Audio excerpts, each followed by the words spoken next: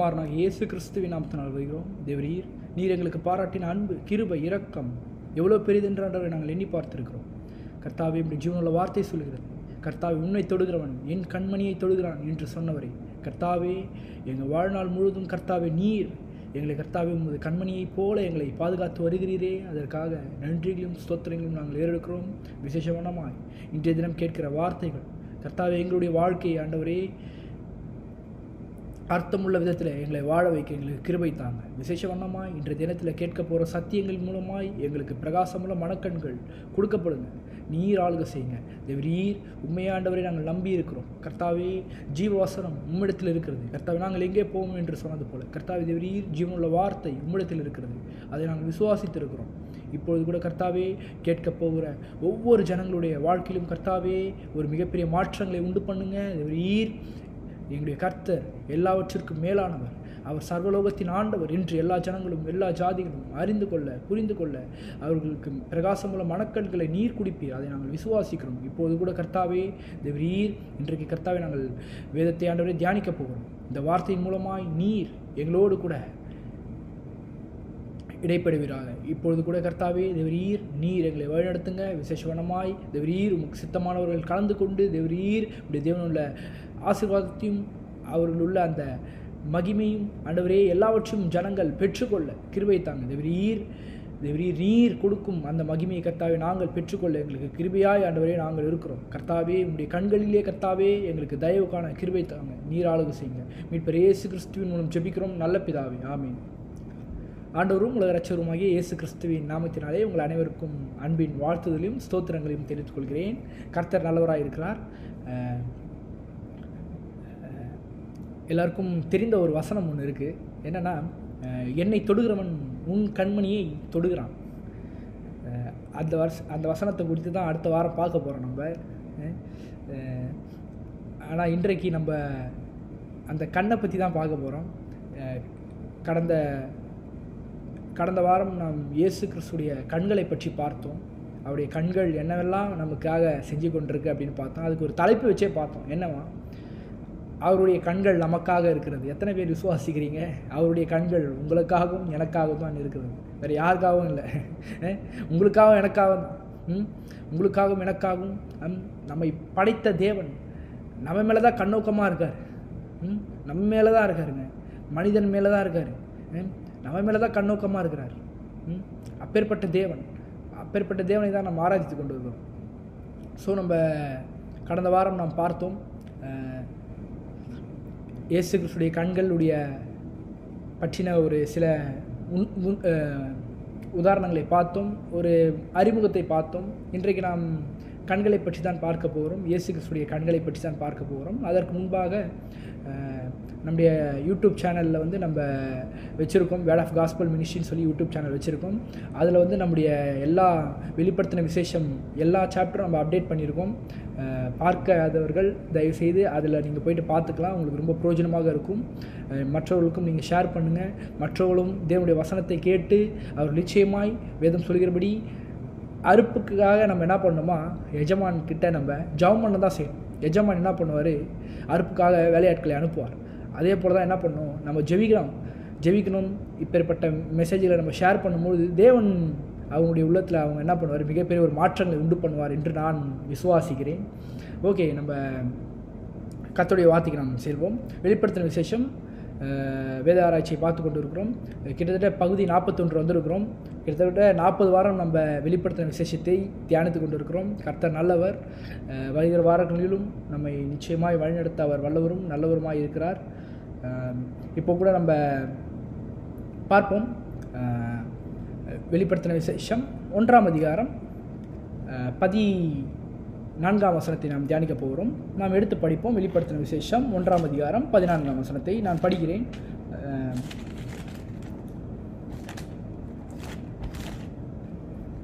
அவருடைய சிரசு மயிரும் வெண்பஞ்சை போலவும் உறைந்த மழையைப் போலவும் வெண்மையாக இருந்தது. அவருடைய கண்கள் அக்கினி ஜுவாலையைப் போல இருந்தது. அவருடைய கண்கள் எப்படி இருந்ததாமாங்க, அக்கினி ஜுவாலையைப் போல இருந்தது என்று வேதம் சொல்கிறது. அக்கினி ஜுவாலை, அதை பற்றி தான் இன்றைக்கு பார்க்க போகிறோம். இன்றைக்கு 41வது பகுதிக்கு வந்திருக்கும். இந்த 41வது பகுதியுடைய தலைப்பு என்னென்னா, உடனே நியாய தீர்ப்பு செய்வதில் இயேசு கிறிஸ்து அழகுள்ளவர். எல்லாரும் சொல்லுங்களேன், இயேசு கிறிஸ்து எப்படிங்க? இயேசு கிறிஸ்து உடனே நியாய தீர்க்கிறதுல அழகுள்ளவர். உடனே நியாய தீர்க்கிறதுல சும்மா இல்லைங்க, உடனே நியாய தீர்க்கிறதுல அவர் என்ன பண்ணுறதா அழகுள்ளவர் என்று வேதம் சொல்கிறது. உடனே, எல்லாரும் சொல்லுங்கள், உடனே. உடனே நியாயம் தீர்ப்பது செய்வதில் அவர் அழகுள்ளவர். நம்ம இயேசு கிறிஸ்துடைய அழகை பற்றி பார்த்து கொண்டு இருக்கிறோம். அதில் இயேசு கிறிஸ்துடைய முடியின் அழகை பற்றி பார்த்தோம். அது மட்டும் இல்லாமல் அந்த முடிய அழகை நம்ம பார்க்க முடியுமா அப்படின்லாம் பார்த்தோம். நிச்சயமாக பார்க்கலாம் அப்படின்னு சொல்லி வேதாகம அடிப்படையில் பார்த்தோம். அதுக்கப்புறம் நம்ம இயேசு கிறிஸ்துடைய கண்களை பற்றி பார்த்து கொண்டு இருக்கிறோம். அதில் போன வாரம் நம்ம என்ன பார்த்தோம்னா, அவருடைய கண்கள் என்னவெல்லாம் நம்மளுக்கு செஞ்சிட்ருக்கு அப்படின்னு பார்த்தோம். அவருடைய கண்கள் நமக்காக தான் இருக்குது அப்படின்னு பார்த்தோம். அது மட்டும் இல்லாமல் இன்றைக்கும் எப்பொழுதும் நித்திய வரைக்கும் நீங்கள் மறித்து விட்ட பிறகும் நீங்கள் போனாலும் அவருடைய கண்கள் உங்கள் மேலே தான் இருக்குமா. பைபிள் சொல்லுது. எதெல்லாம் ஏன் அவருடைய கண்கள் உங்கள் மேலேயே இருக்குன்னா, அவருக்கு தாங்க தெரியும். அவருக்கு தான் உங்களை பற்றி எல்லாம் அறிந்த கண்கள். உங்களை பற்றி அக்கு வேற ஆணி வேற அவருக்கு மட்டும் தான் தெரியும். அது மட்டும் இல்லாமல் உங்களை பாதுகாக்கக்கூடிய கண்கள் அவருடைய கண்கள். நம்ம பார்த்தோம்ல, நம்ம என்ன இஸ்ரவேலை காக்கிறவர் தூங்குவதும் இல்லை உறங்குவதும் இல்லை. உறங்குவதில்லைன்னா அது கண்ணு கூட அவர் சிமிட்ட மாட்டாராம்மா. பைபிளில் நம்ம தெளிவாக பார்த்தோம். கண் இமைப்பொழுது கூட நம்மளை சோதித்து பார்த்து கொண்டிருக்கு அப்படின்னு சொல்லப்பட்டது. அது இல்லாமல் நமக்காக நன்மை செய்யும்படி அவர் என்ன பண்ணிட்டு இருக்காராம், காத்து கொண்டு இருக்குது அவருடைய கண்கள் அப்படின்னு பார்த்தோம். ஸோ அப்போது நம்ம தைரியமாக சொல்லலாம், இயேசு கிறிஸ்துடைய கண்கள் உங்களுக்காகவும் எனக்காகவும் இருக்கிறது என்று வேதம் சொல்லுகிறது. அப்போது கடந்த வாரங்களில் நம்ம இதை தான் பார்த்தோம். என்ன, இயேசு கிறிஸ்துடைய கண்கள் நமக்காக தான் இருக்குது. எத்தனை பேர் விசுவாசிக்கிறீங்க? இயேசு கிறிஸ்துடைய கண்கள் உங்களுக்காக இருக்குங்க. நீங்கள் எதை நினச்சோ நீங்கள் யோசிக்க தேவையில்லை, எதை நினச்சோ பயப்பட தேவையில்லை. நாளைக்கு என்ன ஆக போகுது, இன்றைக்கி என்ன நடக்க போகுது, என் ஃப்யூச்சர் எப்படி இருக்க போகுது, இல்லை இல்லை இல்லை இல்லை நல்லாயிருக்கும். ஏன்? அவருடைய கண்கள் உங்கள் மேலே இருக்குது. எத்தனை பேர் சொல்கிறீங்க அவருடைய கண்கள் என் மேலே இருக்குது? சொல்லுங்கள், அவருடைய கண்கள் என் மேலே இருக்குது. அது மட்டும் இல்லாமல் எனக்காக தான் இருக்குது. எல்லோரும் சொல்லுங்கள், அவருடைய கண்கள் எனக்காக தான் இருக்குது. ஓகே, அப்போது அவருடைய கண்கள் யாருக்காக இருக்குங்க? உங்களுக்காக இருக்குது. ஓகே, அதை நம்ம பார்த்தோம். அவருடைய கண்கள் என்னவெல்லாம் நம்மளுக்கு செஞ்சுட்டு இருக்குன்னு பார்த்தோம். இன்றைக்கு இயேசு கிறிஸ்துடைய கண்களுடைய அழகை பற்றி பார்க்க போகிறோம். அவருடைய கண்கள் என்னெல்லாம் பண்ணிகிட்ருக்குன்னு பார்த்தோம். ஆனால் இன்றைக்கி என்ன பார்க்க போகிறோம்னா, அவருடைய கண்கள் என்னவெல்லாம் செஞ்சிட்ருக்கு, அவருடைய கண்களுடைய அழகை பற்றி பார்க்க போகிறோம். அவருடைய கண்களுடைய அழகு அதை தான் வெளிப்படுத்தின விசேஷம் 1ஆம் அதிகாரம் 14ஆம் வசனத்தில் யோவான் இப்படி சொல்கிறாரு பாருங்க. அவருடைய கண்கள் அக்கினி ஜுவாலையை போல இருந்தது. அக்கினி ஜுவாலை. இயேசு கிறிஸ்துடைய கண்கள் எப்படி இருந்ததாமாங்க? அக்கினி ஜுவாலை. அக்கினி ஜுவாலை நம்ம எல்லாருக்கும் தெரியும். அக்கினி ஜுவாலையை நம்ம எல்லாரும் பார்த்துருக்கோம், நிச்சயமாக பார்த்துருப்பீங்கன்னு நினைக்கிறேன். அக்கினி ஜுவாலையினாலே எப்படி இருக்குன்னா, கொழுந்து விட்டு எரியும். இப்போ உதாரணத்துக்கு உங்களுக்கு எப்படி சொன்னால், ஒரு வீடு பற்றிக்கிச்சுன்னா, மன்னிக்கவும் இந்த மாதிரி வார்த்தைகளை பயன்படுத்துறதுக்கு, பட் உங்களுக்கு உதாரணத்துக்காக சொல்கிறேன். வீடை விட்டுருங்க. ஒரு மரம் பற்றி எரியும் போது எப்படி இருக்கும் பாருங்கள். அப்படியே அந்த இடத்த கிட்ட போகக்கூட முடியாது. நீங்கள் நெருப்பை பார்த்துருப்பீங்கன்னு நினைக்கிறேன். நெருப்புலேயே 3 விதமான லேயர்ஸ்லாம் இருக்குமா. நெருப்பை பற்றி சும்மா படிச்சுட்டு இருக்கும்போது பார்த்துட்டு இருக்கும்போது first layer, second layer, third லேயர்னு சொல்லி ஒரு 3 விதமான அடுக்குகள் இருக்குமா நெருப்பில். அதில் லைட்டு எல்லோ கலரில் இருக்குமா, அப்புறம் கொஞ்சம் ஆரஞ்சு கலரில் இருக்குமா, அப்புறம் ரெட்டு கலரில் இருக்குமா. ஸோ இந்த மாதிரி தான் நெருப்புடைய அந்த ஸ்ட்ரக்சர் இருக்குது. அதில் அந்த ரெட் கலர்லாம் அதுதான் அக்கினி ஜுவாலையுடைய மையமே அப்படின்னு சொல்கிறாங்க. அந்த அளவுக்கு ரொம்ப பவராக இருக்கும் அப்படின்னு சொல்லி, அதில் கையெல்லாம் வச்சானா அப்படியே பஸ்பம் ஆகிடும் கை அப்படின்லாம் சொல்லுவாங்க.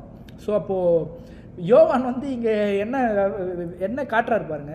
இயேசு கிறிஸ்துடைய கண்கள் எப்படி இருக்காமா, அக்கினி ஜுவாலையை போல இருக்குது அப்படின்றார். இந்த வசனத்தை நம்ம படித்தோடனே நம்ம என்ன நினைப்போம்? நான் இந்த வசனத்தை படித்தோடனே நான் என்ன நினச்சேன்னா, ஒரு வேளை இயேசு கிறிஸ்து இப்படி தான் இருப்பார். ஏன்னா நல்லா புரிஞ்சுக்கணும், இந்த வசனங்கள் இயேசு கிறிஸ்து பரலோகத்தில் இருக்கிறாரு. அப்போ யோவானுக்கு வெளிப்படுத்தப்படுது. அதை யோவான் சொல்கிறார்.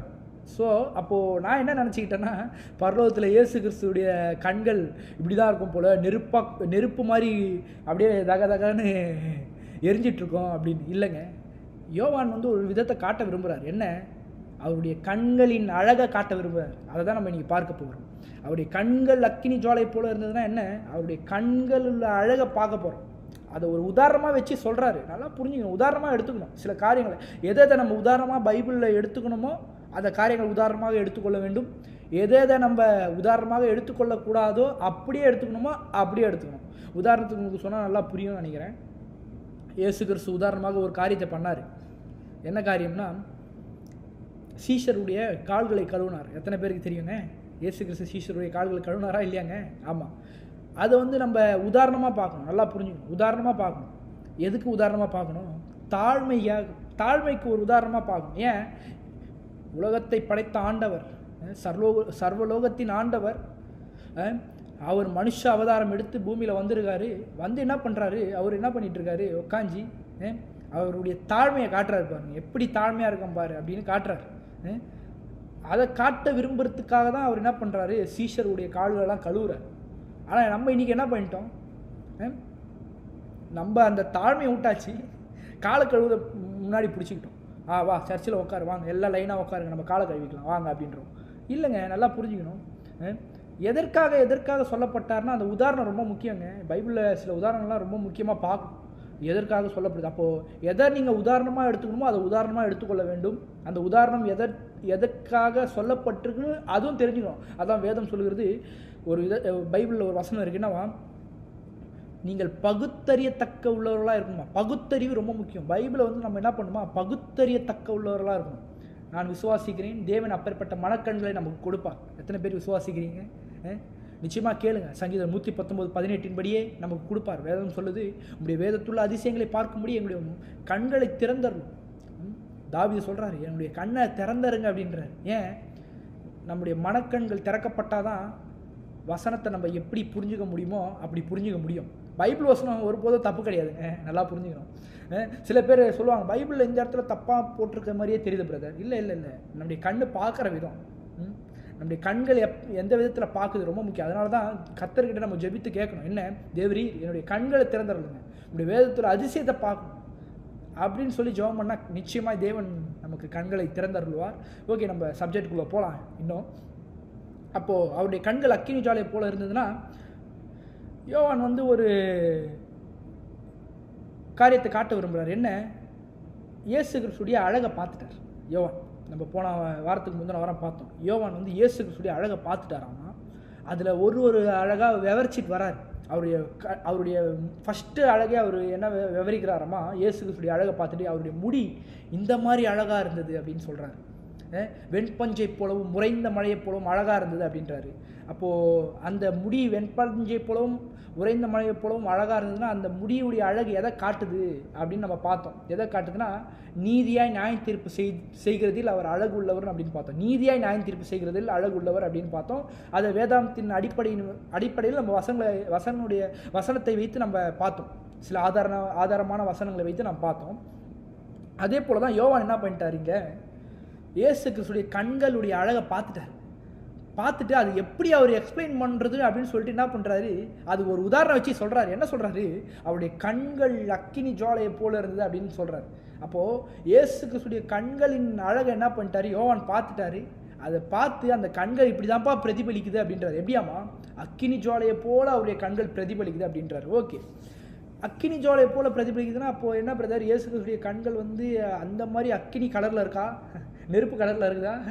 ஆனால் அப்படி தான் பைபிள் படிக்கும்போது அப்படி தான் புரிஞ்சுக்கினேன் நான் ஒரு சில சமயத்தில். என்னது நல்லா புரிஞ்சுங்க. கேள்வி வருது நல்லது, சில நல்ல கேள்விகள் வருது நல்லது தான். அதற்கு நீங்கள் என்ன பண்ணுங்கள், ஜெபம் பண்ணி கர்த்தர்கிட்ட கேளுங்க, நிச்சயமாக அதற்கான பதிலுன்னு சூப்பராக கொடுப்பார்.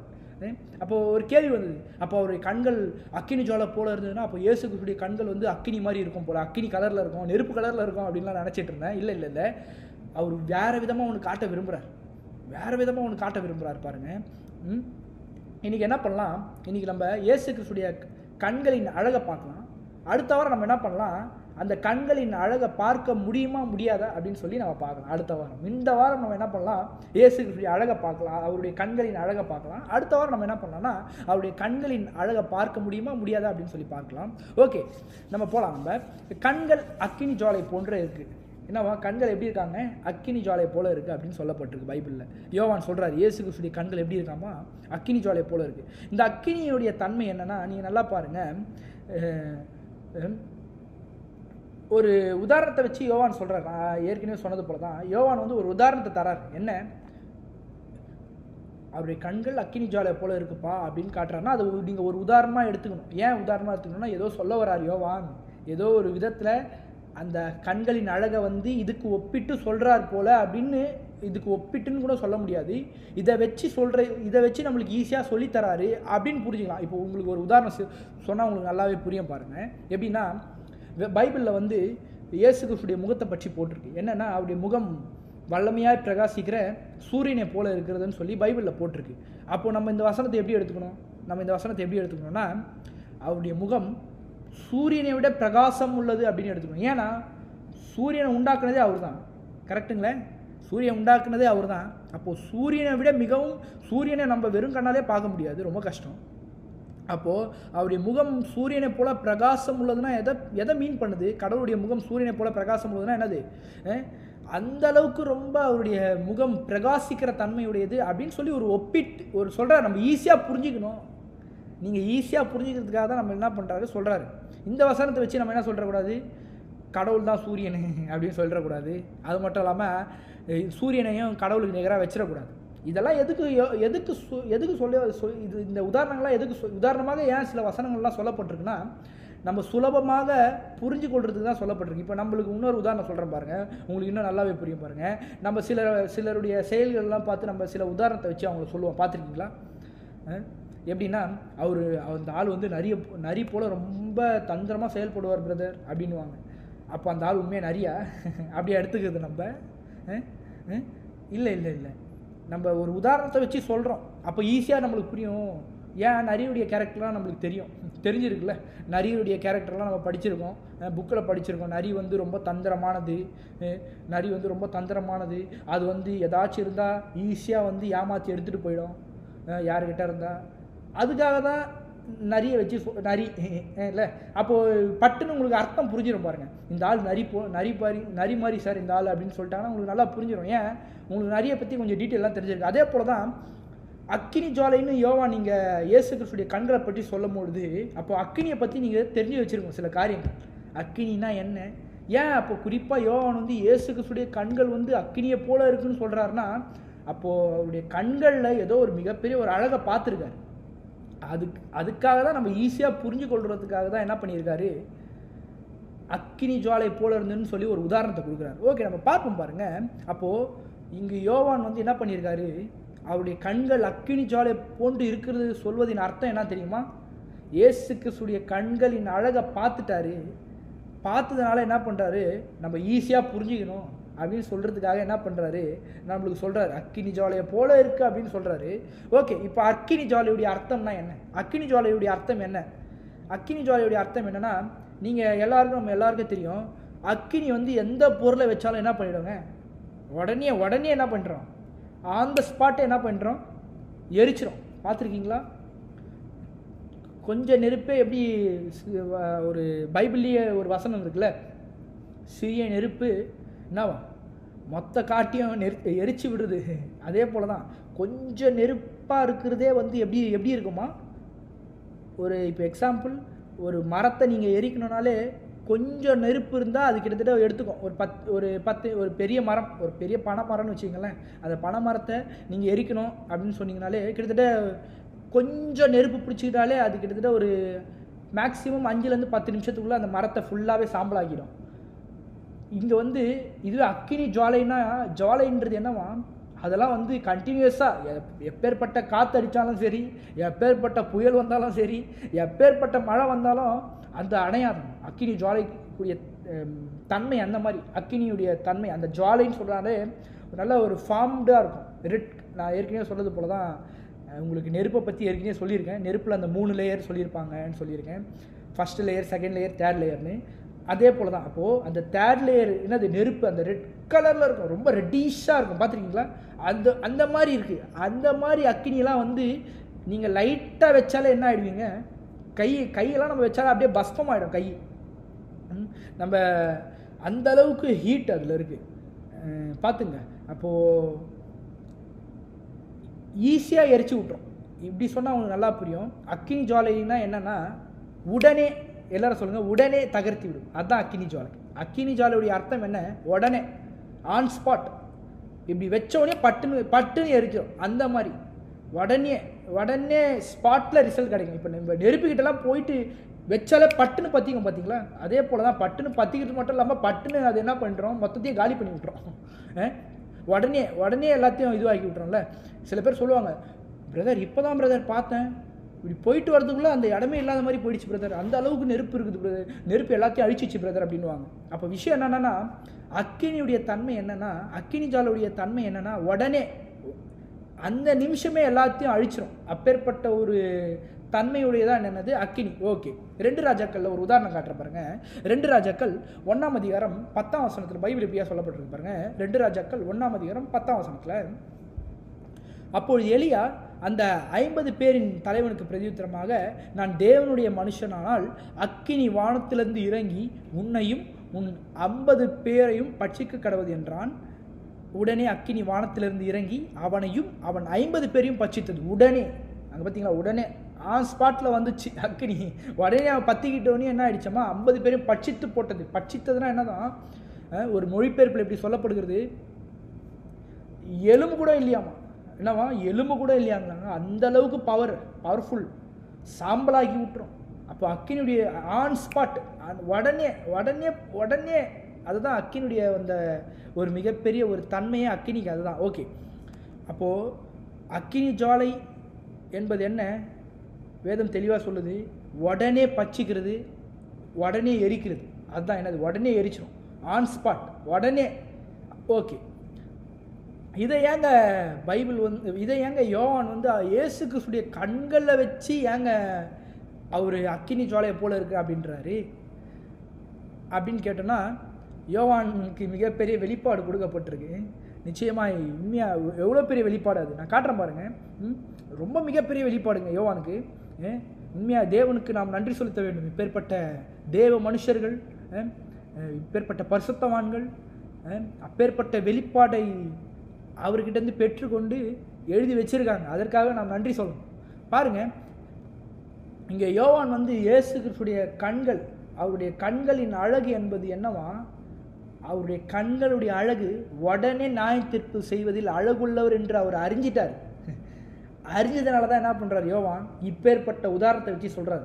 நீங்கள் கேட்கலாம், ஏன்னா நெருப்பு என்ன, நெருப்புடைய தன்மை என்ன, உடனே உடனே என்ன பண்ணுற, நெருப்பு எல்லாத்தையும் எரிச்சு விட்டுரும், உடனே பற்றிக்கும், உடனே இது பண்ணுறோம்ல. அதே போல் தான் யோவான் கிறிஸ்துவினுடைய அழகு, அவருடைய கண்களின் அழகு என்னவா, உடனே நியாய தீர்ப்பு செஞ்சிருமா அந்த கண்களின் அழகு.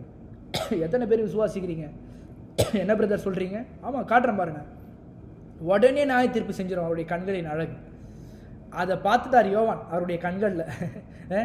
அவருடைய கண்களில் அதை பார்த்ததுனால தான் யோவான் என்ன பண்ணுறாரு, இயேசு கிறிஸ்துடைய கண்களில் எதை பார்த்துட்டாரு, அவருடைய கண்கள் உடனே நியாய தீர்ப்பு செய்வதில் அழகுள்ளது அப்படின்னு பார்த்துட்டாரு. அவருடைய கண்கள் உடனே நியாய தீர்ப்பு செய்யுமா, ஜட்ஜ் பண்ணும், உடனே ஜட்ஜ்மெண்ட் பண்ணிடுறோம். அவருடைய கண்கள் ஆன் ஸ்பாட்டை ஜட்ஜ்மெண்ட் கொடுக்கும் அவருடைய கண்கள். அதை யோவான் நல்லா அறிஞ்சிக்கிட்டார். அவருடைய கண்களை பார்த்து அறிஞ்சதுனால தான் யோவான் என்ன சொல்கிறாரு, இப்பேற்பட்ட உதாரணத்தை சொல்கிறார். என்னது, அவருடைய கண்கள் அக்கினி ஜுவாலையை போல இருந்தது அப்படின்னு. ஓகே, நம்ம பார்க்கலாம் பாருங்கள், எப்படி யோவானுக்கு தெரிஞ்சுது உடனே அவர் நியாய தீர்ப்பு செய்கிறாரு அப்படின்னா. எப்படின்னா, அதுக்கு முன்னாடி நான் ஒரு காரியத்தை உங்களுக்கு சொல்ல விரும்புகிறேன். என்னென்னா, கடவுள் யாரையும் உடனே நியாயம் தீர்க்க மாட்டார். என்ன பிரதர் சொல்கிறீங்க, இங்கே யோவான் இப்படி சொல்கிறாரு, என்ன அதுவும் அக்கினியை வச்சு உதாரணமாக வச்சு சொல்கிறார் வேறு யோவான். ஏன்னா இந்த பூலோக வாழ்க்கையில் தேவன் யாரையும் நியாயம் தீர்க்க வரல, நல்லா புரிஞ்சுக்கணும், விளங்குதுங்களாங்க. யோவான் இயேசு கிறிஸ்து எங்கே பார்த்துட்ருக்காருன்னா, பரலோகத்தில் இருக்கிற இயேசு கிறிஸ்துவை பார்க்குறாரு. பூமியில் இருக்கும் போது பார்த்த இயேசு கிறிஸ்துவை பற்றி அவர் வர்ணனை கொடுக்கலங்க, நல்லா புரிஞ்சுக்கணும் இந்த காரியங்களை.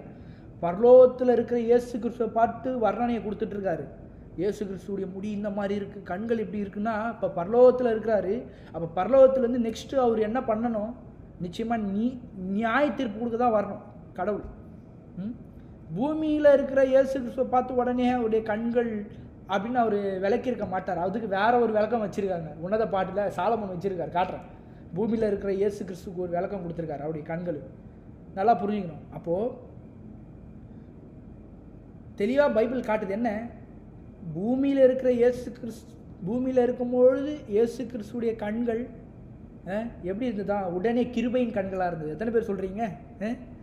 எத்தனை பேர் விசுவாசிக்கிறீங்க? கிருபையின் கண்களாக இருக்குது. ஆனால் இன்றைக்கு பரலோகத்துக்கு போயிடுச்சு அவருடைய கண்கள். மன்னிக்கணும், அவர் பரலோகத்துக்கு போயிட்டார். இன்றைக்கு அவருடைய கண்கள் எப்படி இருக்காமா, உடனே நியாய தீர்ப்பு செய்வதில் அழகுள்ளதாக இருக்குது. நீங்கள் கேட்கலாம், என்ன பிரதர் சொல்கிறீங்க, உடனே நியாயம் தீர்த்துருவாரா பிரதர்? நிச்சயமாக உடனே கடவுள் நியாயம் தீர்ப்பாருங்க. ஆனாலும் நமக்கு ஒரு வாய்ப்பை கொடுத்துருக்காரு. என்ன வாய்ப்புன்னு நான் காட்டுறேன் பாருங்கள். அது எது வரைக்கும் இருக்கும் அந்த வாய்ப்புன்னு காட்டுறேன் பாருங்கள். நம்ம ஒரு காரியத்தை அறிஞ்சுங்க. ஏன்னா கடவுள் உடனே நியாயம் தீர்க்க மாட்டார். அவர் மனம் திரும்ப வேண்டும் என்று நம்ம மேலே என்ன பண்ணுறாரா, நீடிய பொறுமை உள்ளவராக இருக்கார். அந்த நீடிய பொறுமை எது வரைக்கும் இருக்கும், அதுதான் ரொம்ப முக்கியம். கேள்வி கரெக்டான கேள்வி தானேங்க. கடவுள் என்னது, யோவான் ஒரு இடத்துல என்ன சொல்கிறாரு, இயேசு கிறிஸ்து பரலோகத்தில் போயிட்டாரு, பரலோகத்துலேருந்து என்ன பண்ணுறாரு, ரெடியாக இருக்கார். அவருடைய கண்கள் உடனே என்ன பண்ணுறோம், நியாயம் தீர்த்துரும் அப்படின்றாரு. ஆனால் நல்லா புரிஞ்சுக்கணும், அது ஒரு நாள் இருக்குது. அந்த ஒரு நாளில் என்ன பண்ணுறாரு, பட்டுன்னு நியாயம் தீர்ப்பார். அந்த ஒரு நாள் காட்டுறேன், அந்த ஒரு நாள் எப்போ அப்படின்னு காட்டுறேன். ஒன்று. ரெண்டாவது என்ன, அதே சமயத்தில் கடவுள் உடனே யாரையும் நியாயம் தீர்க்கவும் மாட்டார். ஏன், நம்மளாம் மனம் திரும்பணும், நீடிய பொறுமையாக இருக்கார். அந்த பொறுமை எவ்வளோ நாள் வரைக்கும் இருக்கும்னா நல்லா புரிஞ்சுக்கணும். அந்த பொறுமை எவ்வளோ நாள் இருக்குன்னு காட்டுறேன். இந்த வசனத்தை நீங்கள் படிப்போம். 2 பேதுரு 3ஆம் அதிகாரம் 7-9 பாருங்கள். இப்பொழுது இருக்கிற வானங்களும் பூமியும் அந்த வார்த்தையினாலே அக்கினிக்கு இரையாக வைக்கப்பட்டு வந்துருச்சு பார்த்தீங்களா. அக்கினிக்கு இரையாக வைக்கப்பட்டு தேவ பக்தி இல்லாதவர்கள் நியாயம் தீர்க்கப்பட்டு அழிந்து போகும் நாள் வரைக்கும் காக்கப்பட்டிருக்கிறது. பிரியமானவர்களே, கர்த்தர் ஒரு நாள் 1000 வருஷம் போலவும் 1000 வருஷம் ஒரு நாள் போலவும் இருக்கிறது என்று இந்த ஒரு காரியத்தை நீங்கள் அறியாதிருக்க வேண்டாம். தாமதிக்கிறார் என்று சிலர் எண்ணுகிறபடியா கர்த்தர் தமது வாக்குத்தத்தத்தை குறித்து தாமதமாயிராமல் ஒருவரும் கெட்டு போகாமல் எல்லோரும் மனம் திரும்ப வேண்டும் என்று நம்மேல் நீடிய பொறுமை உள்ளவராக இருக்கிறார். ஓகே, பைபிளில் என்ன போட்டிருக்கு, நம்ம மேலே என்ன பண்ணுறாரா, அவர் நீடிய பொறுமை உள்ளவராக இருக்கார். எத்தனை பேர் சொல்கிறீங்க கர்த்தர் நம்மேல் நீடிய பொறுமை உள்ளவராக இருக்கார்? அந்த பொறுமை எவ்வளோ வரைக்கும் இருக்குன்னா, நான் சொல்கிறேன் பாருங்கள் எவ்வளோ வரைக்கும் இருக்குன்னா, சொல்கிறது கொஞ்சம் கஷ்டமாக தான் இருக்குங்க, கொஞ்சம் கேளுங்க. வேதத்தின் அடிப்படையில் சத்தியங்களை நம்ம பார்த்துட்ருக்கோம்.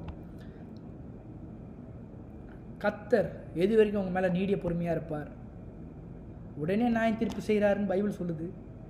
யோவான் காட்டுறாரு, பரலோகத்தில் இருக்கிற தேவனை சொல்கிறாரு, இயேசு கிறிஸ்து உடனே நியாயம் தீர்ப்பார், அப்பேற்பட்ட தேவன் அப்படின்றாரு. ஆனாலும் அவர் உடனே நியாயம் தீர்க்க மாட்டார். அவர் எப்படி இருக்காரம்மா, தாமதிக்கிறாரு. ஏன் தாமதிக்கிறாரு? ஒருவரும் கெட்டு போக முடியாமல் மனம் திரும்பினா நீடிய பொறுமையாக இருக்கார். அந்த நீடிய பொறுமை எவ்வளோ வரைக்கும் இருக்கும் தெரியுமா? எவ்வளோ வரைக்கும் இருக்குன்னா, நாம் வாழும் இந்த உலகத்தில் உயிருடன் இருக்க வரைக்கும் தான் அந்த நீடிய பொறுமை இருக்கும். என்ன பிரதர் சொல்கிறீங்க? ஆமாங்க, நீங்கள் உயிருடன் இருக்கும் நாட்கள் வரைக்கும் அவர் உங்களுக்கு மன்னிப்பையும் கொடுத்து கொண்டே இருப்பார். அவருடைய நியாய தீர்ப்புகள் உடனே இருக்காது. ஆனால் ஒரு காரியத்தை நல்லா புரிஞ்சுக்கணுங்க. மனுஷனாக இருக்கீங்க நீங்களும் நானும் மனிதனாக இருக்கும். ஒவ்வொரு மனிதனும் அறிந்து கொள்ள வேண்டிய ஒரு மிகப்பெரிய சத்தியம் என்னென்னா, நல்லா புரிஞ்சுக்கணுங்க. என்ன, கடவுள் நாம் வாழும் இந்த பூலோக வாழ்க்கையில் அவர் மன்னிப்பை அளவில்லாமல் கொடுப்பார். நல்லா புரிஞ்சுங்க. கேட்குறீங்களா? தயவு செஞ்சு எல்லாருக்கும் போயிட்டு சொல்லுங்கள். இன்றைக்கு நிச்சயமாக நீங்கள் சொல்லுவீங்க, நான் விசுவாசிக்கிறேன். கடவுள் நீங்கள் வாழ்கிற வாழ்க்கையில், இந்த பூலோக வாழ்க்கையில் அவர் மன்னிப்பை அளவில்லாமல் கொடுப்பார். அவர் கொடுக்கும் மன்னிப்பை நம்ம என்ன பண்ணணும், ரட்சிப்புக்குன்னு எடுத்து மனம் திரும்பணும். ஆனால் ஒரு வேளை அதான் வசனம் சொல்லுது பாருங்கள், 2 பேதுரு 3:15 மேலும் நம்முடைய கர்த்தரின் நீடிய பொறுமை ரட்சிப்புன்னு எண்ணுங்க அப்படின்றார். ஏன், அவருக்கு மன்னிப்பை கொடுத்துக்கிட்டே இருக்கார். நம்ம வாழ்கிற வாழ்க்கையில் மன்னிப்பை கொடுத்துக்கிட்டே இருக்கார். ஆனால் நாம் மரித்த பின்பு அவருடைய மன்னிப்பு இருக்காது, அவருடைய நியாய தீர்ப்பு உடனே இருக்கும். என்ன பிரதர் சொல்கிறீங்க? ஆமாங்க, இதுதான் ரொம்ப கொஞ்சம் டிஃபிகல்ட்டாக இருக்கும் கேட்குறதுக்கு சத்தியங்கள். அப்போ பூமியில் இருக்கிற வாழ்க்கை நம்மளுக்கு என்னது, ஒரு மிகப்பெரிய வாழ்க்கைங்க. அதை உணர்ந்து வாழணும். நம்ம எதற்காக என்னை கர்த்தர் அடைச்சிருக்காரு, எதற்காக கடவுள் என்னை உருவாகியிருக்காரு, ஏனோ தானே நான் வாழக்கூடாது, அர்த்தமுள்ள விதத்தில் நான் வாழணும். ஏன், நான் இந்த பூமியில் வாழ்கிற வாழ்க்கை ரொம்ப முக்கியம். ஏன், ஏனோ தானே நான் வாழ்ந்து போயிட்டு அப்புறம் பார்த்துக்கலாம். என்னது, அப்புறம் பார்த்துக்கலாம் மரிச்சிட்ட பிறகு கடவுள்கிட்ட போய்ட்டு பேசிக்கிறேன், வாய்ப்பே கிடையாது. நான் காட்டுறேன் பாருங்கள் சில விஷயங்கள்லாம். இன்றைக்கு புது காரியங்களை நாம் அறிந்து கொள்ள போகிறோம். பரலோகத்தில் கடவுள் பேசக்கூட மாட்டார். என்ன பிரதர் சொல்கிறீங்க? நியாய தீர்ப்பு கொடுக்கும்போது கடவுள் பேச மாட்டாராங்க, பைபிள் சொல்லுது. என்ன பிரதர் புதுசாக சொல்கிறீங்க? ஆமாங்க, பைபிள் சொல்லுது. நம்ம பார்ப்போம், அதெல்லாம் பார்க்க போகிறோம் பாருங்கள். இன்னும் ஒரு 10 நிமிஷத்தில் அதை பார்ப்போம் பாருங்கள். அப்போ பாருங்கள், என்னவா மன்னிப்பு என்பது என்ன? கடவுள் இன்றைக்கு நீங்கள் உலகத்தில் உயிருடன் இருக்கும் வரைக்கும், உயிருடன் இருக்கும் நாட்கள் வரைக்கும் மன்னிப்பை கொடுத்து கொண்டே இருப்பார். பைபிள் சொல்லுதில்ல, பைபிள் சொல்லுதில்ல என்னவா, எத்தனை முறை மன்னிக்கணும் அப்படின்னு கேட்குறாங்க. 7 இல்லை 70 முறை கூட மன்னிங்க அப்படின்னு சொல்கிறாரு. 70 முறை இல்லைங்க, 7000 7 லட்சம் கோடி எத்தனை முறை வேணாமலும் அவர் மன்னிப்பார். அவருடைய நியாய தீர்ப்பு உடனே இருக்காது. நல்லா புரிஞ்சுக்கணும். கடவுள் அந்த மாதிரி கடவுளுங்க. நம்ம ஆராதிக்கிற கடவுள் அப்பேற்பட்ட கடவுள்.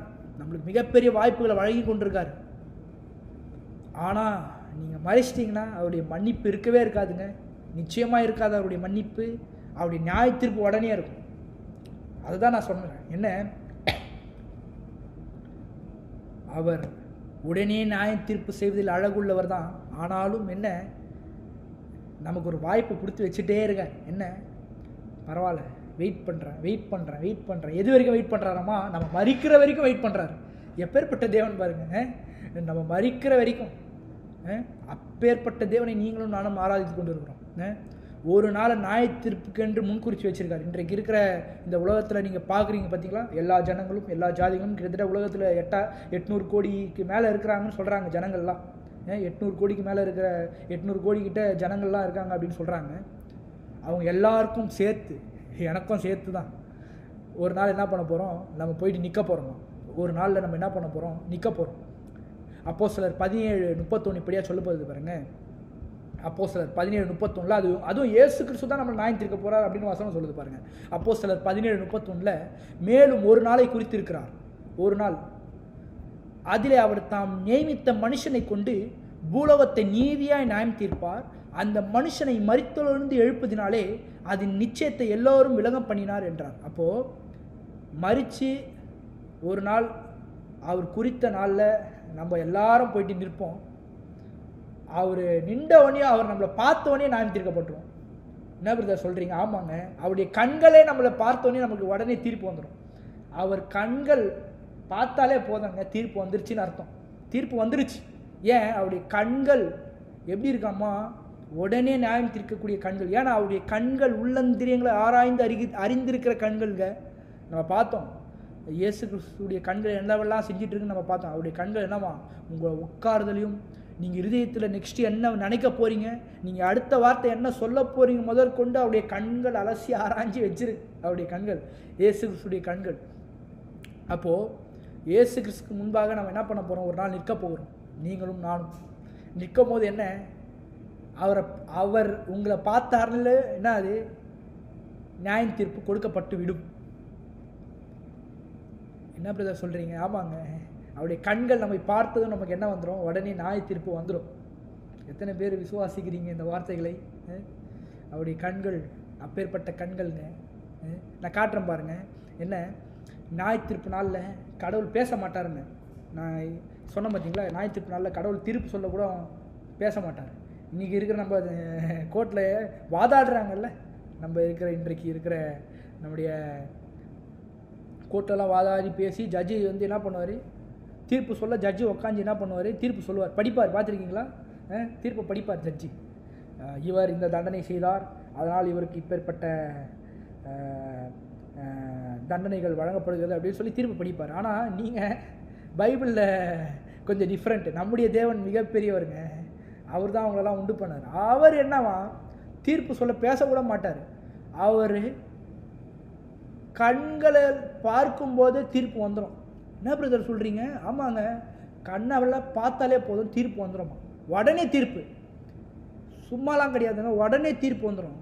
விலகி ஓடுவார்கள் என்று பைபிள் சொல்லுது. அவருடைய கண்களால் பார்த்தாலே போதும் தீர்ப்பு வந்துருச்சு. எப்படி பிரதர் உங்களால் சொல்ல முடியுது? இயேசு கிறிஸ்து நியாய தீர்ப்பு நாளில் கடவுள் எதுவும் பேச மாட்டாரா? உண்மையாக பேச மாட்டாரா? உண்மையாக பேச மாட்டார். அவர் கண்ணால் பார்ப்பாருங்க. அவருடைய கண்கள் தான் நியாய தீர்ப்பை கொண்டு வருகிறது. ரொம்ப முக்கியங்க கண்கள். அவருடைய கண்கள் அப்பேற்பட்ட அழகுங்க. அதை தான் யோவான் விவரிக்கிறார். அக்கினி போன்ற கண்கள். ஏன் அக்கினி ஜோலை போன்ற கண்கள்னா உடனே தீர்ப்பு எடுத்துகிட்டு வந்துடுமே அந்த கண்கள். ஏன்னா அக்கினி என்றது உடனே பற்றிக்கும், உடனே எல்லாத்தையும் அடித்து விட்டுரும், உடனே எரிச்சிரும். அதே போல தான் அவருடைய கண்கள் என்னவா, உடனே தீர்ப்பு எடுத்துகிட்டு வந்துடும். அவர் பார்த்தாலே போதும் உடனே தீர்ப்பு வந்துடும். ஏன், நான் மறுபடியும் நீங்கள் அறிந்து கொள்ள வேண்டும், நாம் பரலோகத்தில் இன்றைக்கு ராஜாவாக வீற்றிருக்கும் இயேசு கிறிஸ்துவை பற்றி பேசிக் கொண்டிருக்கோம். பூமியில் வந்து நமக்காக மரிச்சார் பார்த்தீங்களா, அவர் உயிர்த்தெழுந்து இன்றைக்கு பரலோகத்தில் வீற்றிருக்கிறார். அவரை பற்றி நாம் பார்த்து கொண்டிருக்கிறோம். பூமியில் வரும்பொழுது இயேசு கிறிஸ்துடைய கண்கள் வேற மாதிரி இருந்தது. ஆனால் இன்றைக்கு அவருடைய கண்கள் எப்படி இருக்குங்க? இன்றைக்கு அவருடைய கண்கள்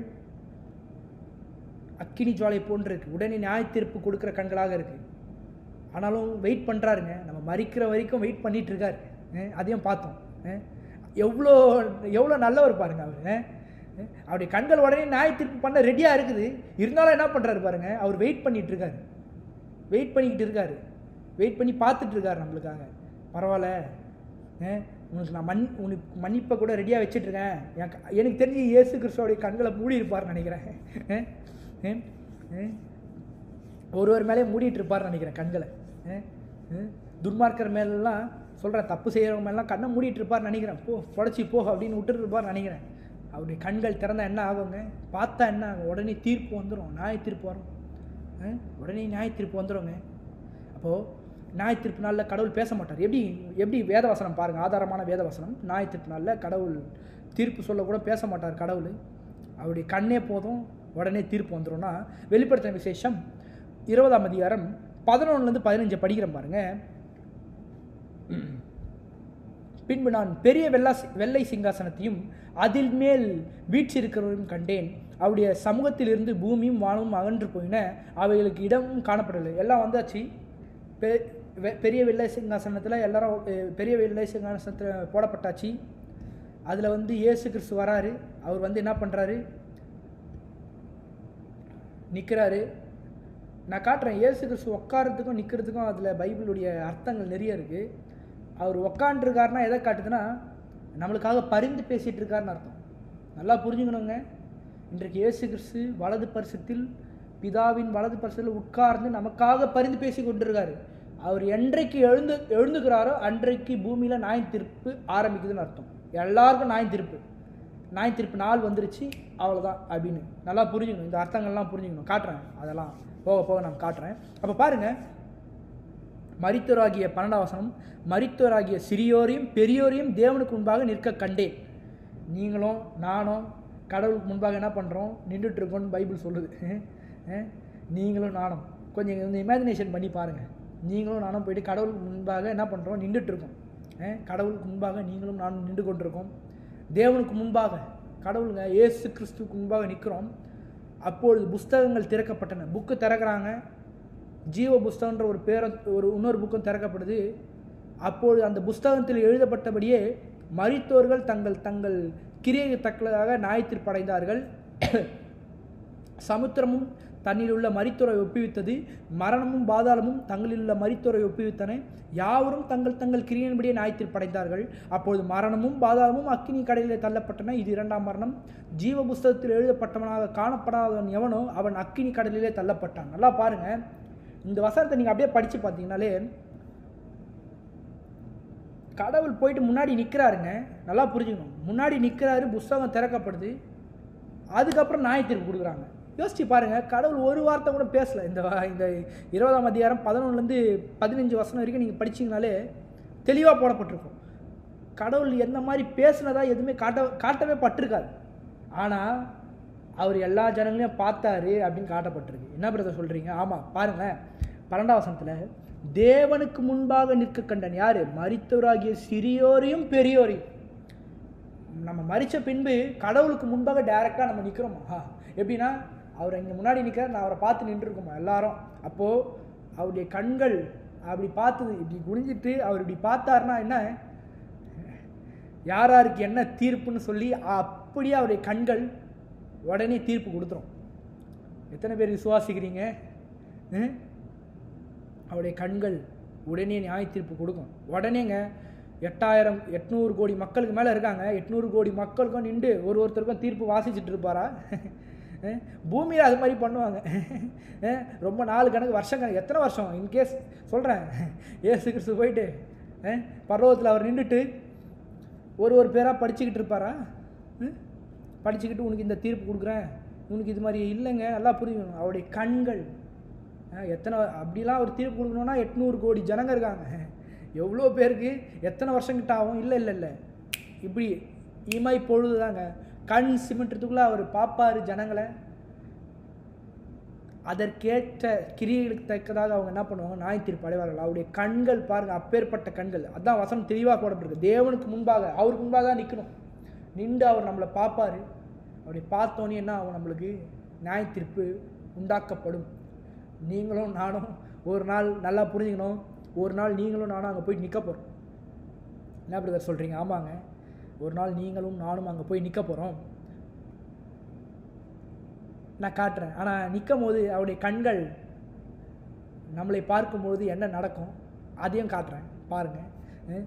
அப்போது இன்றைக்கு இருக்கிற உலகத்தில் பாருங்கள், தீர்ப்பு சொல்லவே 10 வருஷம் 15 வருஷம் 30 வருஷம் ஆகுதுல்ல இன்றைக்கு இருக்கிற உலகத்தில். ஆனால் கடவுள் பாருங்கள், அவர் உடனே இமை பொழுதில் நியாய தீர்ப்பு செய்கிறதுல அழகாக இருக்கார். அதை தான் யோவான் பார்த்துட்டு இருக்கிறார் நினைக்கிறேன். பர்வத்தில் ஏற்பட்ட காட்சிகள்லாம் அவருக்கு ப்ரிவியூவாக போடப்பட்டிருக்கும்னு நினைக்கிறேன். ப்ரிவியூ காட்டியிருப்பாங்கன்னு நினைக்கிறேன், அவர் எப்படி தீர்ப்பு பண்ணுவார் அப்படின்னு. அதை தான் யோவான் இப்படி பார்த்துட்டார். அவருடைய கண்கள் அக்கினி ஜுவாலை எப்போ இருக்குன்னா உடனே தீர்ப்பு செய்யும், ஆன் ஸ்பாட்டில் தீர்ப்பு கொடுக்கும் அவருடைய கண்கள் அப்படின்ட்டார் யோவான். அப்போது நீங்கள் ஒரு தீர்மானம் எடுங்க. இன்னைக்கு நீங்களும் நானும் ஒரு தீர்மானம் எடுப்போம். என்ன? நிச்சயம் அவரை ஒரு நாள் நம்ம பார்க்க போகிறோம், நம்ம மரித்த பின்பு. உண்மை தானேங்க? கடவுளை நிச்சயம் நீங்களும் நானும் பார்க்க போகிறோங்க ஒரு நாள் நம்ம மரித்த பின்பு. அவருடைய கண்கள் நம்மை பார்த்து என்ன நியாய தீர்ப்பு கொடுக்க வேண்டும்னு சொல்லி உங்கள் கையில் தான் இருக்குது. என்ன பிரதர் சொல்கிறீங்க? என் கையில் தான் இருக்குது. ஆமாம், நம்ம கையில் தான் கடவுள் கொடுத்துருக்காருங்க. என்ன பிரதர் சொல்கிறீங்க? ஆமாங்க, உங்கள் கையில் தான் கொடுத்துருக்காரு. அவருடைய கண்கள் உங்களை பார்த்த உடனே என்ன தீர்ப்பு கொடுக்க வேண்டும் என்று உங்கள் கையில் நீங்கள் பூமியில் வாழும்பொழுது கொடுத்துருந்தார். நல்லா புரிஞ்சுக்கணும். ஆமாம், உண்மை, 100க்கு 100 உண்மை. பைபிள் சொல்லுது. இன்றைக்கு நீங்கள் வாழ்கிற வாழ்க்கை நல்லா கொஞ்சம் சிந்திச்சு பாருங்கள். ஒரு தீர்மானம் எடுங்க. என்ன தீர்மானம்? அவருடைய நான் மரித்த பின்பு கடவுளுக்கு நேராக நான் போயிட்டு நிற்க போகிறேன். அவருடைய கண்கள் என்னை பார்த்து என்ன தீர்ப்பு கொடுக்கணும்னு சொல்லி நீங்கள் பூமியில் நீங்கள் செட் பண்ணிட்டு போகணும், செட் பண்ணணும். அதுக்காகவே பூமியில் உங்கள் கையில் கொடுத்துருக்காரு. எப்பேற்பட்ட கடவுள் பாருங்கள், அவர் கொடுத்துருக்காருங்க. நம்மளை சூஸ் பண்ணுற ஆப்ஷனே அவரே கொடுத்துருக்காரு. அவருடைய கண் நம்மளை எப்படி பார்க்கணும். நீங்கள் நம்ம சொல்கிறக்கூடாது கடவுள்னா எவ்வளோ மோசமான கடவுள், இப்படி தீர்ப்பு வழங்குறாரு. இல்லைங்க, தீர்ப்பு வழங்குறதுக்கு என்ன ரீசனுங்க? நீங்கள் தான் அந்த தீர்ப்பு, இந்த மாதிரி தீர்ப்பு எனக்கு வேணும்னு சொல்லி நீங்கள் தான் சூஸ் பண்ணி வச்சுக்கிட்டீங்க. நல்லா புரிஞ்சுக்கணும். என்ன பிரதர் சொல்கிறீங்க? ஆமாங்க, நம்ம தான் சூஸ் பண்ணி வச்சுக்கிட்டோம் என்ன தீர்ப்பு எனக்கு வேணும் அப்படின்னு சொல்லி. இல்லைங்க, இன்றைக்கு நீங்கள் ஒரு தீர்மானம் எடுங்க. ஒரு வேளை நம்முடைய வாழ்க்கை ஏனோ தானோ இருக்கா, அர்த்தமற்ற விதத்தில் வாழ்ந்துட்டுருக்கோமா? கடவுள் யாருன்னு தெரியாமல் வாழ்ந்துட்டுருக்குமா? இல்லை, இன்றைக்கு ஒரு தீர்மானம் எடுங்க. ஒரு நாள் போயிட்டு நான் அவரை பார்க்க போகிறேன். அவரை பார்க்கும்போது அவருடைய கண்கள் என்னை பார்த்து என்ன நியாய தீர்ப்பு கொடுக்கணும் நான் இந்த பூமியில் வாழ்கிற வாழ்க்கையில் வச்சு தான் என்ன பண்ண போகிறாரு. அதுவும் என் கையில் தான் கொடுத்துருக்காரு. அவருடைய கண்கள் என்னை பார்த்து என்ன தீர்ப்பு கொடுக்கணும்னு. ஸோ அதை நான் தான் சூஸ் பண்ண போகிறேன். ஒரு விஷயம் எனக்கு நல்லா தெரியும். என்ன? நான் ஒன்றை விசுவாசிக்கிறேன். நான் ஒன்றை விசுவாசிக்கிறேன். என்னன்னா, அவருடைய கண்கள் யார்? கடவுளுடைய கண்கள், இயேசு கிறிஸ்துடைய கண்கள் என்னை கண்டுடுச்சுன்னா, என்னை கண்டதும் என் மீது நோக்கமாயும் இருந்து அவரிடமாக ஈர்க்கப்பட்டு அவர் வசம் சென்று அவருடன் நித்திய காலமாக இருப்பேன்று நான் விசுவாசிக்கிறேன். நான் என்ன விசுவாசிக்கிறேன் தெரியுமா? நீங்களும் அதை விசுவாசிப்பீங்க நான் நம்புகிறேன். ஒருவேளை நான் விசுவாசிக்கிறேன், என்ன நிச்சயமாக நீங்களும் நானும் போயிட்டு நிற்போம். அந்த டைமில் அவருடைய கண்கள் என்னை பார்க்கும்போது என்ன தீர்ப்பு வரும்? அவருடைய கண்கள் என் மீது நோக்கமாக இருக்கும். என்னை பார்ப்பார், உற்று பார்ப்பார். என்னை பார்த்துட்டு உடனே என்ன பண்ணுவார்? அவர் பக்கமாக என்னை இழுத்துக்கொண்டு என்ன பண்ணுவாராமா? அவருடன் நித்திய காலமாக இருப்பேன் என்று நான் விசுவாசிக்கிறேன். அது மட்டும் இல்லாமல் அவருடைய கண்கள் எனக்கு தீர்ப்புகளை கொண்டு வரும். என்ன தீர்ப்பு? என்ன நியாய தீர்ப்பு கொண்டு வருமா? எனக்கு வெகுமதி என்ற ஒரு தீர்ப்பை கொண்டு வரும். ப்ரைஸ் அண்ட் ரிவார்டு எனக்கு கொண்டு வரும். அவருடைய கண்கள் என்னை பார்த்த உடனே என்னவா? எனக்கு தண்டனை வழங்காமல் எனக்கு தீர்ப்புகள் வரும் அப்படின்னு யார் சொல்கிறாங்க? நானே சொல்கிறேங்க. எப்படி பிரதர் உங்களால் எப்படி சொல்ல முடியுது? உங்களால் உறுதியாக எப்படி பிரதர் சொல்ல முடியும்? ஏன் உறுதியாக என்னால் சொல்ல முடியுதுன்னா, நான் விசுவாசித்து இருக்கிறேன். என்ன விசுவாசிச்சிருக்கிறேன்? இயேசு கிறிஸ்து கடவுள்னு விசுவாசிச்சிருக்கேன். அவர் தான் தெய்வம்னு விசுவாசிச்சிருக்கேன். அவர் தான் எனக்கு நித்திய வாழ்வையும் பாவ மன்னிப்பையும் கொடுத்தவர் என்று நான் விசுவாசிச்சிருக்கேன். அதனால தான் என்ன பண்ணுறேன், நான் தைரியமாக சொல்ல முடியுது. என்ன தைரியமாக சொல்ல முடியுது? நான் பரலோகத்தில் போயிட்டு நின்றுட்டு மரித்தோர்கள், சிறியவர்கள், பெரியவர்கள் எல்லாரும் முன்பாக லைனாக நம்ம நிற்கும் போது அவருடைய கண்கள் என்ன பார்க்கும் பொழுது என்ன பண்ணுவார்? அவருடைய கண் என் மீது நோக்கமாகும். என்னை பார்த்தோன்னே என்ன பண்ணுவார்? நான் ஈர்க்கப்பட்டுருவேன். அவரிடமாக நான் ஈர்க்கப்பட்டு அவர் வசம் சென்று நித்திய காலமாக இருப்பேன். அது மட்டும் இல்லாமல் அவருடைய கண்கள் என்னை பார்க்கும்போது எனக்கு என்ன கிடைக்கும்? எனக்கு வெகுமதிகள் கிடைக்கும். ப்ரைஸ் அண்ட் ரிவார்ட்ஸ் அது கிடைக்கும் அப்படின்னு பைபிள் சொல்லுதுங்க. ரொம்ப முக்கியம். ஒருவேளை நாம் அவரை தெய்வமாக ஏற்றுக்கொள்ளாமல், பாவ மன்னிப்பு இல்லாமல், நித்தியனா என்னன்னு தெரியாமல், இயேசு கிறிஸ்து தான் தெய்வம் என்று தெரியாமல், அவர் உங்களுக்காக வந்திருக்கார், உங்களுக்காக மரிச்சிருக்கார், உங்களுக்காக தான் எல்லாம் பண்ணியிருக்காரு, அதெல்லாம் நீங்கள் அறிஞ்சு கொள்ளாமல் அவரை ஏற்றுக்கொள்ளாமல் நீங்கள் இருந்தீர்கள் என்றால் நிச்சயம் பைபிள் தெளிவாக சொல்லுது என்ன, நாம் மரித்த பின்பு அவருடைய கண்கள் நம்மை பார்த்து உடனே நம்ம விலகி போயிடுவோம். ஏன்? அவருடைய தீர்ப்பு வந்துருச்சு. அவர் நம்மளை பார்த்தோன்னே தீர்ப்பு வந்துடும், விலகி போயிடுவோம். அவருடைய நீதியான தீர்ப்பு, தண்டனைகள் நமக்கு உண்டாகும். என்ன பிரதர் இவ்வளோ இப்படியா இருக்கே பிரதர்? இல்லை சில காரியங்கள் உண்மை சொல்லிதான் ஆகும். சில உண்மைகளை, ரொம்ப முக்கியமான சத்தியங்கள் இது. ஏன்? இன்றைக்கு உங்கள் கையில் தாங்க அந்த வாய்ப்புகள் கொடுக்கப்பட்டிருக்கு. கர்த்தர் உங்களுக்கு கொடுத்துருக்காரு, கடவுள் உங்களுக்கு கொடுத்துருக்காருங்க அந்த வாய்ப்பை. இன்றைக்கு நீங்கள் வாழ்கிற வாழ்க்கை ரொம்ப முக்கியமான வாழ்க்கை. ஏனோ தானே வாழ்ந்துடாதீங்க உங்கள் லைஃப்பை. உங்கள் ஃப்ரெண்ட்ஸுக்கும் சொல்லுங்கள், பா இன்றைக்கு நீ வாழ்கிற வாழ்க்கை, நீ உயிரோடு இருக்கிற வரைக்கும் உனக்கு மன்னிப்பு இருக்குது, எல்லாமே இருக்குது உனக்கு. பாவம் மன்னிப்பு முதல் கொண்டு உனக்கு எல்லாமே கொடுப்பாருப்பா கடவுள். நல்லா வாழு, கடவுளுக்காக வாழு, நல்லா இரு, கடவுளுக்காக எல்லாவற்றையும் பண்ணு. இயேசு கிறிஸ்து தான் மெய்யான தேவன்னு நம்பு. அப்படிலாம் சொல்லுங்கள். ஒருவேளை அவங்க பண்ணாமல் விட்டுட்டாங்கன்னா அவங்க மன்னிப்பை கொடுத்துட்டே இருப்பார். ஒரு நாள் அவங்க மரிக்கும் பொழுது அவங்க எவ்வளோ போயிட்டு நின்றாலும் அவர்களுக்கு மன்னிப்பே வராது. அவர் பேசக்கூட மாட்டாருங்க. பார்த்துருக்கோம், நியாயத்தீர்ப்பு கொடுக்கும்போது அவர் பேசக்கூட மாட்டார். ஏன்? அவருடைய கண்களே தீர்ப்பு கொடுத்துருது. அதுதான் வேதம் எப்படியா சொல்கிறது, 1 பேதுரு 3:12 கர்த்தருடைய கண்கள் நீதிமான்கள் மேல் நோக்கமாக இருக்கிறது. இந்த வசனத்துடைய அர்த்தம் எனக்கு இன்றைக்கி தான் புரிஞ்சுது. கர்த்தருடைய கண்கள் நீதி மேல் நோக்கமாக இருக்குன்னா என்னது? பரலோகத்தில் நம்ம இயேசு கிறிஸ்துடைய ரத்தத்தால் கழுவப்பட்டு இங்கே பூமியில் நம்ம பூமியில் நம்ம வாழும்போது இயேசு கிறிஸ்து சொந்த ரட்சகராக நீங்களும் நானும் ஏற்றுக்கொண்டு விட்டோம். ஏற்றுக்கொண்டதுனால நம்மளுக்கு என்ன ஆகிட்டோமா, you are me and righteousness person அப்படின்னு வருது. நீங்களும் நானும் நீதிமான்கள் ஆக்கப்பட்டோம். எப்படி? இயேசு கிறிஸ்துடைய ரத்தத்தை நம்ம விசுவாசித்தோம், இயேசு கிறிஸ்து நம்மளுக்காக மரித்தார், அவர் தான் உண்மையான கடவுள் என்று நம்ம விசுவாசித்ததுனால நம்ம நீதிமான்கள் ஆக்கப்பட்டதுனால பரலோகத்தில் போயிட்டு அவர் நம்ம நிற்கும் போது கூட அவருடைய கண்கள் யார் மேலே இருக்காமா, நம்ம நீதிமானம் ஆக்கப்பட்டோம். ஸோ நீதிமானம் நம்ம ஆக்கப்பட்டதுனால என்ன, இந்த வசனம் 2 விதமாக காட்டலாம்.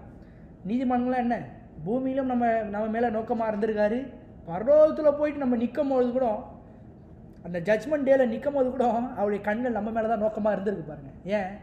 அவருக்கு தெரிஞ்சிருக்கு, அவருக்கு தெரியுது. ஏன்?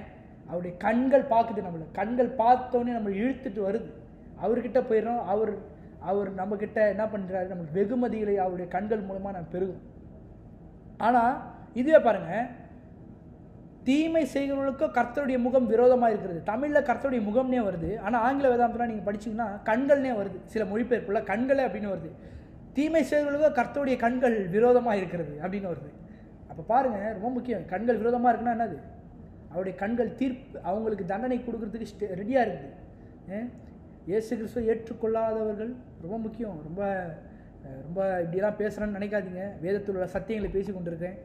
கடவுள் உங்களை என்னையும் படைத்த கடவுள், அவர் நம்மளுக்காக எல்லாவற்றையும் நல்லதாக செய்து கொண்டிருக்கிறார். இன்னும் சொல்லப்போனால் நீங்கள் என்ன ஜட்ஜ்மெண்ட் ஆகணும்னு சொல்லி அவர் கூட தீர்மானிக்கலைங்க. நீங்கள் இந்த பூமியில் வாழ்கிற வாழ்க்கையை நீங்கள் சூஸ் பண்ணுற அந்த வாழ்க்கையை வச்சு தான் என்ன பண்ணுறாங்க, அவர் அதை சொல்கிறார். அப்போது எல்லாமே நம்ம கையில் தான் இருக்குங்க. இன்று அவருடைய கண்கள் அல்லது கண்களின் அழகு எதை பிரதிபலிக்குதுங்க? உடனே நியாயத்தீர்ப்பு செய்வதில் அவர் அழகுள்ளவர் என்பதை பிரதிபலிக்கும். ரொம்ப முக்கியமான சத்தியம் இது. நீங்கள் எப்படி இந்த சத்தியத்தை எடுத்துக்கிட்டீங்கன்னு எனக்கு தெரியல. ஆனால் ஒன்று நீங்களும் நானும் தீர்மானிப்போம். இன்றைக்கு என்ன, நான் வாழ்கிற இந்த வாழ்க்கை அர்த்தமுள்ள விதத்தில் வாழணும். நான் ஏன்? நிச்சயமாக எனக்கு இவ்வளோ மன்னிப்பை கொடுத்துருக்கார் கடவுள். எவ்வளோ மன்னிப்பை பாருங்கள். இன்றைக்கு நான் சொல்லுகிறேன், நீங்கள் உயிருடன் இருக்கும் வரைக்கும் உங்களுக்கு மன்னிப்பு, கிருபை எல்லாவற்றையும் தேவன் கொடுத்துப்பார். நான் அதை விசுவாசிக்கிறேன். மன்னிப்பை கொடுத்துக்கிட்டே இருப்பாருங்க. ஆனால் மரித்த பிறகு மன்னிப்பே கிடையாது. நீ யோசிச்சு பாருங்க. ஹிட்லர், என்ன பிரதர் சொல்கிறேன், உங்களுக்கு நல்லா புரியும். ஹிட்லர் எவ்வளோ, கிட்டத்தட்ட 1.5 லட்சத்துக்கு 60 லட்சம் கிட்ட, எனக்கு சரியா தெரியல, 60 லட்சம் மக்களை சாவச்சார். கடவுள் பார்த்துட்டு சும்மா அவங்க எதிர்ப்பார்? உடனே நியாய தீர்ப்பு செய்யணும்ல. ஏங்க செய்யலை? ஏன் செய்யலைன்னா, அவனுக்கும் ஒரு வாய்ப்பை வழங்கிட்டே இருக்கிறார். என்ன பிரதர் சொல்கிறீங்க? ஆமாங்க. ஒரு பக்கம் அவருடைய கண்கள் உடனே தீர்ப்பு செய்ய ரெடியாக இருக்குது. இன்னொரு பக்கம் அவருடைய கண்கள் என்ன, இறக்கப்படுது. இறக்கத்தில் ஐஸ்வர்ய சம்மனர் என்று காட்டுது. இறக்கம் காட்டிக்கிட்டே இருக்காருங்க, காட்டிக்கிட்டே இருப்பார், மன்னிப்பை கொடுத்துக்கிட்டே இருப்பார். ஆனால் இன்றைக்கு நான் சொல்லுகிறேன், அவ்வளோ அக்கிரமம் செஞ்ச ஹிட்லர் ஒரு நாள் மரித்தாரா இல்லையாங்க? மறித்து நியாய தீர்ப்பு நாள் வரும்பொழுது ஹிட்லருக்கு நீங்களும் பார்ப்போம் என்ன மாதிரி தண்டனை வழங்கப்படும். ஏன்? ஒரு வேளை ஹிட்லர் சொல்ல முடியாதுங்க, ஹிட்லர் மறிக்கிறதுக்கு முன்பாக கடவுளை, நான் செஞ்ச பாவத்துக்கெல்லாம் மன்னிப்பு கொடுத்துருங்க கடவுளே, நான் உண்மையாக அவ்வளோ அக்கிரமம் பண்ணிட்டேன், அவ்வளோ பாவம் பண்ணிட்டேன், தெரிஞ்சே எவ்வளோ ஜனங்களை சாவடித்தேன், இப்படிலாம் பண்ணிட்டேன், எனக்கு ஒரு விஷயம் மன்னிங்க கடவுளே அப்படின்னு சொல்லியிருந்தார்னா நிச்சயமாக மன்னிப்பை கொடுத்துருப்பார். அவர் கடவுளை ஏற்றுக்கொண்டிருந்தால் நிச்சயமாக அவருடைய தீர்ப்பு அவர் மரித்த பின்பு வேறு மாதிரி வரும் அப்படின்னும் இருக்குது. நமக்கு தெரியல அது. ஆனால் ஒன்று நல்லா நிச்சயம், என்ன? கடவுள் மன்னிப்பை வழங்கி கொண்டே இருக்கிறார். ஆனால் ஒரு காலத்தை நீங்கள் அறிஞ்சிக்கணும், அது எது வரைக்குங்க? உங்களுடைய மரணம் வரைக்கும் தான். மறிச்சிட்டிங்கன்னா அதுக்கப்புறம் மன்னிப்பும் கிடையாது, ஒன்றுமே கிடையாது. வசனம் சொல்கிறது என்னவா? மரிப்பதும் பின்பு நியாய தீர்ப்பு அடைவதும் மனுஷருக்கு நியமிக்கப்பட்டிருக்கு. ஒரே தரம் மரிப்பதும் பின்பு நியாய தீர்ப்பு அடைவதும். ஒரு டைம் மறிச்சிட்டிங்கன்னா நெக்ஸ்ட் நம்ம ஜட்ஜ்மெண்ட் டேல ரெடியாக இருக்கும். அங்கே போயிட்டு நம்ம மன்னிப்பெல்லாம் கேட்டுட்டு இருக்க முடியாது. நான் இன்றைக்கு சொல்லுகிறேன், நீங்களும் நானும் நிச்சயமாக நீங்களும் நானும் தேவனிடத்தில் என்ன பண்ண போகிறோம்? நம்ம ரிவார்டை வாங்குகிற ஜனங்களாக நிற்கணும். அங்கே அவர்கிட்ட நம்ம ரிவார்டு வாங்குகிற ஜனங்களாக நிற்கணும். அவர் தீர்ப்பு சொல்லும்போது அவருடைய கண்கள் என்னை பார்க்கும்பொழுது அவர் பக்கமாக என்னை இழுத்துக்கணும். அவருடைய கண்கள் என்னை பார்த்ததும் அவருடைய கண்கள் இழுத்துக்கணும். அது மட்டும் இல்லாமல் எனக்கு வெகுமதியிலும் எனக்கு நித்திய வாழ்வையும் கொடுக்குற கண்கள் அது. அன்றைக்கு கேட்டுக்கொண்டிருக்கிற ஜனங்கள், நீங்கள் ஒரு விஷயம் யோசித்து பாருங்கள். நம்முடைய ஃப்ரெண்ட்ஸ் சர்க்கிள் எவ்வளோ பேர் இருக்காங்க, நம்முடைய ஃபேமிலியில் எவ்வளோ பேர் இருக்காங்க, எவ்வளோ பேர் இன்னும் கடவுளை ஏற்றுக்கொள்ளாமல் இருக்காங்க, இயேசு கிறிஸ்துவ சொந்த ரட்சகராக ஏற்றுக்கொள்ளாமல் இருக்காங்க. அவங்கக்கிட்டலாம் சொல்லுங்கள், என்ன நீ வாழ்கிற லைஃப் உண்மையாக நல்ல லைஃபு, என்ஜாய்ஃபுல்லாக வாழணும். எனக்கு ரொம்ப பிடிக்குங்க என்ஜாய்ஃபுல்லாக லைஃப்பை வாழணும். ஏன்னா என்ஜாய் பண்ணி வாழணும், நல்ல விதத்தில் என்ஜாய் பண்ணணும், ரொம்ப முக்கியம். நல்லா சாப்பிடணும், நல்லா லைஃப்பை என்ஜாய் பண்ணணும், கர்த்தருக்குள்ளே என்ஜாய் பண்ணணும், கர்த்தருக்குள் மன மகிழ்ச்சியாருன்னு வசனம் சொல்லுது. கடவுளுக்குள்ளே லைஃப் என்ஜாய் பண்ணி வாழணும். கடவுளை விட்டுறக்கூடாது. லைஃப் என்ஜாய் பண்ணுறேன்னு சொல்லிட்டு கடவுளை விட்டுறக்கூடாது. கடவுளுக்குள்ளே லைஃப் என்ஜாய் பண்ணி வாழணும். எல்லாமே இருக்கணும்.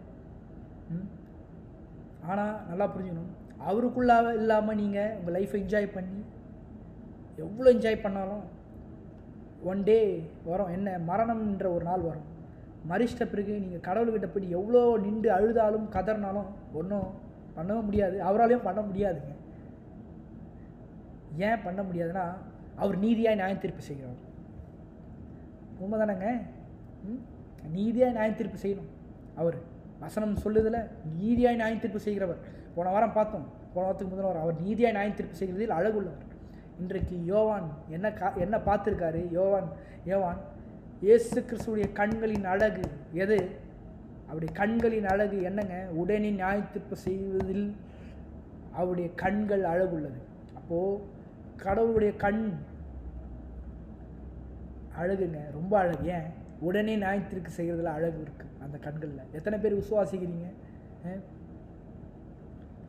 வருகிற காலங்களில் அவருடைய கண்களின் அழகை எப்படி பார்க்க முடியும்? அது எப்படி பார்க்கலாம்?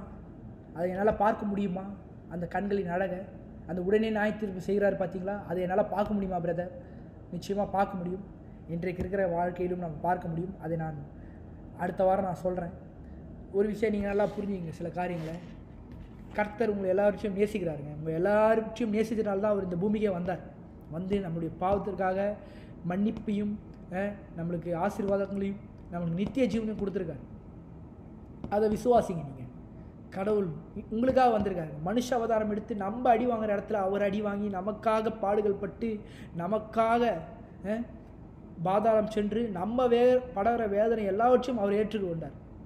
ஏங்க இதெல்லாம் அவர் பண்ணணும்? ஏன்? அவர் நம்ம மீது எப்படி இருக்கார்? அவருடைய கண்கள் நம்ம மீது பாதுகாக்கக்கூடிய கண்களாக இருக்குதுங்க. அதனால தான் இவ்வளோ பண்ணியிருக்காருங்க. இவ்வளோ பண்ணியிருக்காரு. இன்னமும் எவ்வளோ சான்ஸை கொடுத்துருக்காரு பாருங்க. நான் மறிக்கிற வரைக்கும், நீங்கள் மறிக்கிற வரைக்குமே ஒரு சான்ஸ் கொடுத்துக்கிட்டே இருக்கார். ஆனால் மறிச்ச பிறகு நம்மளுக்கு வாய்ப்பு கிடையாது. ஏன்? டைரெக்டாக நியாயம் தீர்ப்பு. அவருடைய கண்கள் உடனே நியாயம் தீர்த்து விடும். அப்போது தேவனுடைய கண்கள் உடனே நியாயம் தீர்ப்பு செய்வதில் அழகுள்ள கண்கள். அதே சைடு என்ன? அவருடைய கண்கள் என்னவா? நமக்காக எப்படி இருக்குது? தயவுள்ள கண்களாகவும் இருக்குது அவருடைய கண்கள். எத்தனை பேர் விசுவாசிக்கிறீங்க? இன்றைக்கு கேட்ட சத்தியங்கள் ரொம்ப முக்கியமான சத்தியங்கள். நம்ம ஒரு பாடலை பாடி நாம் ஜெபித்து முடிப்போம். ஏன் இந்த நம்ம பாடணும்னா, இன்றைக்கு நீங்கள் இயேசு கிறிஸ்துவை ஏற்றுக்கொண்டிருக்கீங்களா? நிச்சயமாக ஏற்றுக்கொண்டிருந்தீங்கன்னா நீங்கள் பரலோகத்தில் அந்த நியாய தீர்ப்பு நாளில் நிற்கும் பொழுது அவர் உங்களை மறக்க மாட்டார். அவருடைய கண்கள் உங்களை பார்த்துடும். அவருடைய கண்கள் உங்களை பார்த்ததுன்னா நிச்சயமாக உங்களை அழைச்சிரும். ஏன்? பூமியில் அவருக்காகவும் அவர் சொன்னபடியும் நீங்கள் வாழ்ந்திருக்கீங்க. அவரை இரட்சகராக இயேசு கிறிஸ்துவை தெய்வமாக ஏற்றுக்கொண்டு வாழ்ந்திருக்கிறதுங்க. அவர் சொன்னபடியெல்லாம் வாழ்ந்திருக்கீங்க. அதனால் அவர் உங்களை மறக்க மாட்டார். ஏன்? அவருடைய கண்கள் நீங்கள் பரலோகத்தில் நீங்கள் போயிட்டு நிற்கும் பொழுது, நியாயத்தீர்ப்பு நாளில் நீங்களும் நானும் நிற்கும் பொழுது நம்மளை மறக்காமல் அவர் என்ன பண்ணுறாரு? அழைச்சிருவார். எத்தனை பேர் விசுவாசிக்கிறீங்க? நாம் பாடுவோம். என்னை மறவா இயேசுநாதா, உந்தன் தயவால் என்னை நடத்தும். என்னை மறவா இயேசுநாதா, உந்தன் தயவால் என்னை நடத்தும். உன்னை தொடுவோன் என் கண்மணியை தொடுவதாக உரைத்ததாலே ஸ்தோத்திரம். உன்னை தொடுவோன் என் கண்மணியை தொடுவதாக உரைத்ததாலே ஸ்தோத்திரம். அக்கினியின் மதிலாக அன்பரே என்னை காத்திடுமே. அக்கினியின் மதிலாக அன்பரே என்னை காத்திடும். எவ்வளோ அருமையாக எழுதியிருக்காங்க பாடலை. கண்மணியை போல காக்கிறார். அவர் கண்ணை உங்களை பார்த்ததுனால தான் காக்கப்பட்டிருக்கோம். எத்தனை பேர் விசுவாசிக்கிறீங்க? நாம் ஜெபிப்போம். ஜெபித்து நாம் முடிப்போம். நல்ல பிதாவே, நன்றி துதிக்கிறோம். உங்கள் குமாரனாகிய இயேசு கிறிஸ்துவின் நாமத்தில் நான் வருகிறோம். கர்த்தாவே, நீர் எவ்வளோ நல்லவர், எப்பேற்பட்ட தேவன் என்று நாங்கள் அறிந்திருக்கிறோம். கர்த்தாவே, உடைய கண்கள் எப்பேற்பட்ட கண்கள். உடைய கண்கள் உடனே நியாயம் தீர்ப்பு செய்கிறதில் அழகுள்ள கண்கள் என்று ஆண்டவர் நாங்கள் நம்பியிருக்கிறோம். இன்றைக்கு கூட கர்த்தாவை கேட்ட சத்தியங்கள், கர்த்தாவை எங்களுடைய வாழ்க்கை நாங்கள் அர்த்தமுள்ள விதத்தில் நாங்கள் வாழ எங்களுக்கு கிருபை தாங்க. தேவரீர், உங்களுடைய கண்கள் நிச்சயமாய் ஒரு நாள் நாங்கள் அந்த நியாய தீர்ப்பு நாளில் நாங்கள் நிற்கும் பொழுது உம்முடைய கண்கள் எங்களை பார்க்கும் பொழுது எங்களை அனைவரைத்துக் கொள்ளும். அந்த கண்கள் எங்களை அணைத்து கொள்ளும். அந்த கண்கள் எங்களுக்கு நீதியை, நித்திய ஜீவனை கொடுக்கும். அந்த கண்கள் எங்களுக்கு ஆசீர்வாதங்களையும் எங்களுக்கு வெகுமதிகளையும் அந்த கண்களின் மூலமாக நாங்கள் பெற்றுக்கொள்வோம் என்று நாங்கள் விசுவாசிக்கிறோம். தேவரீர், இன்னும் கர்த்தாவே, எவ்வளோ ஜனங்கள் இன்றைக்கு கர்த்தாவை எப்படி வாழ்ந்து கொண்டிருக்காங்க, அவங்களுக்காக நாங்கள் வருகிறோம். தேவரீர், எங்களுடைய ஃப்ரெண்ட்ஸ் சர்க்கிள், என்னுடைய ஃபேமிலி சர்க்கிளில், தேவரீர், என்னுடைய கொலீக்ஸ், தேவரீர், இன்னும் எவ்வளோ பேர் கர்த்தாவே, அவங்க எல்லாம் இயேசு கிறிஸ்துவை சொந்த ரட்சகராக ஏற்றுக்கொள்ள கிருபை தாங்க. தேவரீர், அவர்கள் எல்லோருக்கும் நீர் இப்பேற்பட்ட ஒரு நல்ல வாய்ப்பை கொடுத்திருக்கிறீர். தேவரீர், உங்களுடைய கண்கள் கர்த்தாவே, ஜனங்கள் அவர்கள் அறிந்து கொள்ளட்டும் அவர் எவ்வளோ நல்லவர் என்று. தேவரீர், இன்றைய வரைக்கும் ஜனங்களுக்கு கர்த்தாவே நீர் மன்னிப்பையும் கொடுத்து கொண்டு வருகிறீர். கர்த்தாவே, ஜனங்கள் புரிந்து கொள்ளட்டும், கடவுள் யார் என்று அவர்கள் அறிந்து கொள்ளட்டும். இன்றைக்கு எங்களுக்கு ஆண்டவரே நீர் வெளிப்படுத்தியிருக்கிறீர்.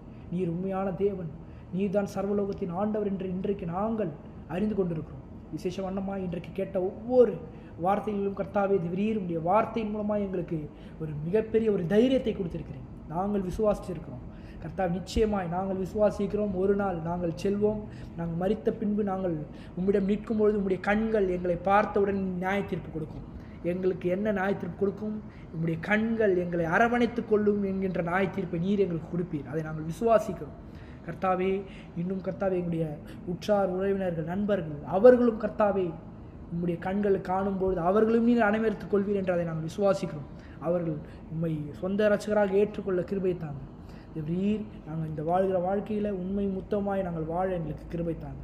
கேட்ட ஒவ்வொரு பிள்ளைகளும் நீர் ஆசீர்வதிங்க தேவரீர். கேட்ட ஒவ்வொருவரையும் அவருடைய ஆவி ஆத்மா சரீரத்தை பாதுகாத்து கொள்ளுங்க. விசேஷமாய் அவர்கள் செய்கிற எல்லாவித வேலைகளிலும் நீர் அவளோடு கூட இருந்து அவளை வழிநடத்துங்க தேவரீர். நீர் அவர்களுக்கு போதுமானவருக்கு மிகவும் அதிகமானவர் என்ற ஆண்டவரை அவர்கள் அறிந்து கொள்ள, புரிந்து கொள்ள அவர்களுக்கு மனக்கண்களை திறப்பீராக. அவருடைய தேவையெல்லாம் கிறிஸ்து இயேசுக்குள்ளே மகிமையிலே நிறைவாக்குவீர் தேவரீர். நீர் ஆளுகை செய்யுங்க. மீட்பர் இயேசு கிறிஸ்துவின் ஜெபிக்கிறோம் நல்ல பிதாவே, ஆமென். Thank you all. God bless you.